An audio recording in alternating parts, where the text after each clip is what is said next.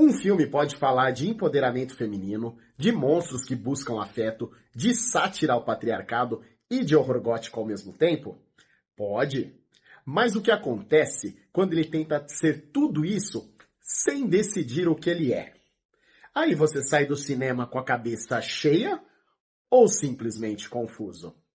Vamos usar o cinema para pensar sobre a vida? E aí, pessoal, espero que estejam bem. A Noiva, ou The Bride, dirigido pela Maggie Gyllenhaal, remake do clássico A Noiva de Frankenstein, de 1935.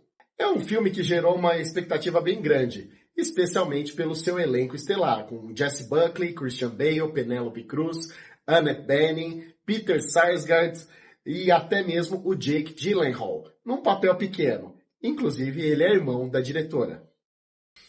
A diretora, que é a atriz de origem, conhecida por muitos de vocês pelo papel de Rachel em Batman, o Cavaleiro das Trevas, que na sua estreia atrás das câmeras entregou um filme bastante interessante, A Filha Perdida. E aqui temos um tema que, se bem executado, poderia ter rendido algo memorável. Mas o resultado decepcionou de um jeito específico. Não é o tipo de decepção de filme ruim feito sem ambição.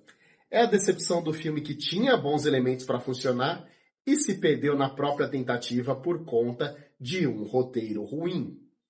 O problema central de A Noiva não é ter muitos temas. Deixa eu ser claro nisso porque dá para confundir. Um filme pode carregar muitas histórias, muitas camadas, muitos temas e ser perfeito. Exemplo que eu dou? O Segredo dos Seus Olhos, filme argentino que fez exatamente isso, venceu o Oscar de filme internacional. E eu considero um dos 5 melhores filmes de todos os tempos. Lá tem romance, tem trauma, tem política, tem violência, tem obsessão, tem memória, e tudo tá tão bem amarrado que o filme se torna uma das obras mais completas que eu já vi. O problema não é a multiplicidade, o problema é a coesão. E em A Noiva, o roteiro simplesmente não amarra nada. O tom oscila sem intenção ao longo do filme inteiro, porque vai ter momento de sátira, momento de horror, momentos bizarros, momentos tragicamente sérios, momentos quase cômicos. E essa alternância não cria tensão criativa, não cria uma ambiguidade produtiva, cria só confusão. O espectador fica sem saber como se posicionar diante do que está vendo.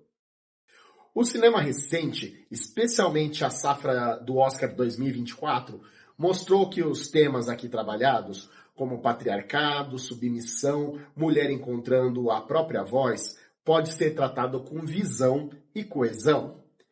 Pobres Criaturas é o exemplo mais próximo, e também é claramente inspirado em Frankenstein e é uma jornada de empoderamento feminino, filme de época e com um tom definido do começo ao fim, bizarro e reflexivo. Dei nota 9 para ele aqui no Pitaco do canal. A Barbie pegou o mesmo tema dentro de uma superprodução e entregou uma tese clara, com humor e inteligência. A Anatomia de uma Queda tratou a submissão e o poder dentro do casamento. Todos têm pitaco aqui no canal. São filmes muito diferentes entre si, mas cada um sabia exatamente o que era. A Noiva chega depois de tudo isso com um orçamento, com um elenco, com um tema na crista da onda. E tropeça justamente onde os outros acertaram. Tem uma sequência interessante em que a noiva se revolta publicamente contra o patriarcado e começa a ganhar notoriedade com outras mulheres copiando seu comportamento. Me lembrou um pouco o Coringa, aquela mecânica que o indivíduo age e a sociedade replica, enxergando naquilo um grito de liberdade. Mas no Coringa, isso funcionava porque o contexto estava bem construído. Era um mundo doente produzindo ídolos doentes. E o contágio tinha raiz. Aqui o fenômeno acontece, mas a raiz é rasa. Não foi preparada com cuidado suficiente para ter o mesmo peso. E aqui a figura do Frankenstein, a criatura, apesar do erro histórico que a gente chama a criatura de Frankenstein, sempre que Frankenstein é o seu criador, o Victor, também tinha um potencial, mas também foi desperdiçado. Porque tanto no clássico original, quanto na adaptação mais recente do Guillermo del Toro, indicado ao Oscar, A criatura quer pertencer, quer carinho, quer ser aceita. Aqui essa dimensão aparece e soma-se ao desejo carnal, mas fica largada, sem o desenvolvimento necessário para criar impacto. Isso é mais um fio solto num roteiro que é cheio deles, como a história do caso que houve no passado entre o detetive e a noiva, que não se encaixa bem no restante. E com esse elenco, mostra quão grande é esse desperdício. A Jessie Buckley provavelmente vai ganhar o Oscar por Hamnet.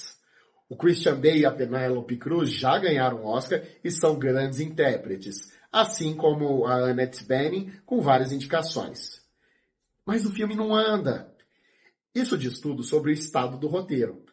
Buckley e Bale, que conduzem o filme, se esforçam, mas atores bons não salvam roteiros ruins.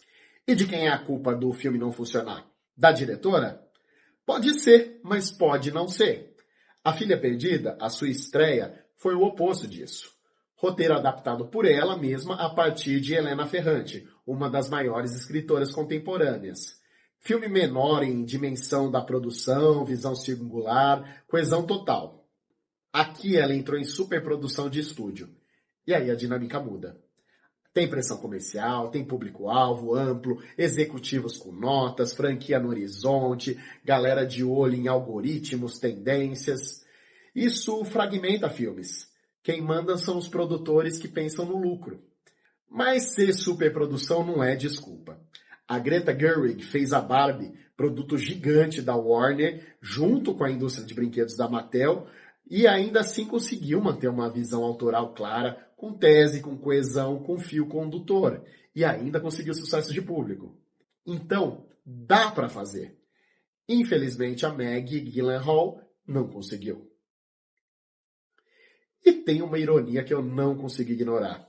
É um filme sobre uma mulher tentando escapar da submissão ao desejo dos outros, e pode ser que a própria diretora tenha ficado submetida ao desejo do estúdio e os homens poderosos que o controlam.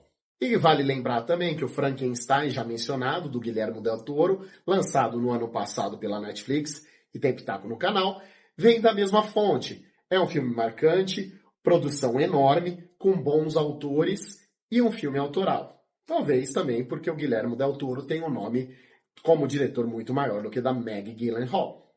E o que salva esse filme? Tem uma direção de arte interessante. Os cenários dos Estados Unidos dos anos 1930 são caprichados, têm personalidade, criam atmosfera. O mesmo vale para figurino e maquiagem. É uma produção visualmente cuidada. Só que cenário bonito também não segura roteiro fraco. E antes de concluir, eu peço a você a sua curtida e para seguir o canal.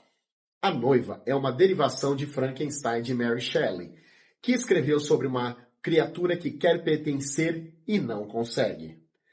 A noiva do filme quer romper com a submissão, quer pertencer a si mesma. Mas o próprio filme, que tem boa intenção, bom elenco, dinheiro, ironicamente parece preso no mesmo problema da criatura original. O roteiro quer pertencer a vários gêneros, várias conversas, vários públicos e não consegue ser nenhum deles de verdade. E vira um amontoado. Um Frankenstein cinematográfico. Nota 3.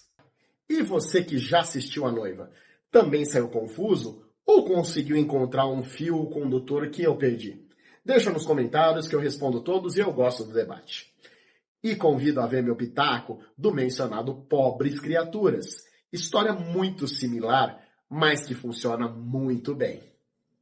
Eu sou Cristiano Fontes, esse é o Pitacos Cinematográficos, usando o cinema para pensar sobre a vida.